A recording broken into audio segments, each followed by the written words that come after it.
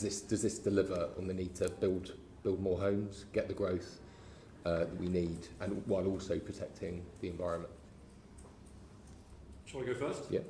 It's worth briefly just stepping back and remembering why we do desperately need to streamline the planning system. I'm going to give you 4 quick examples. So, number 1, the Lower Thames Crossing, the planning application for the Lower Thames Crossing, let's see the number here. The planning application for the Lower Thames Crossing has cost more than £250 million. That is more than it cost Norway to actually build the world's longest tunnel. That's been all in planning, that's all paperwork, not a single spade in the ground. Example 2.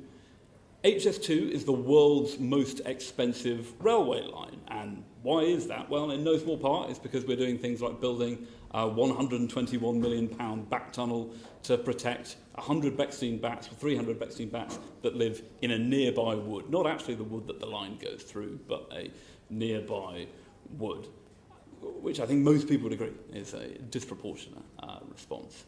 Example 3. We are currently building the world's most expensive nuclear power plant at Hinkley. It is indeed the most expensive nuclear power plant ever constructed in the history of the human race. Why is it so expensive? We used to build them cheaper. 20 years ago, they were half the price. When we built the fleets in the 50s and 60s, they're a quarter of the cost of the ones that we're building now. Why is it costing so much more? Well, in no small part, it's to do with the environmental rules that mean that we are currently, well, EDF are currently wrangling with regulators, and have been doing for 8 years, about installing an underwater fish disco, an acoustic deterrent to stop the fish from swimming into the exhaust pipes of the power plant. Millions of pounds is currently being spent on this. And example number 4.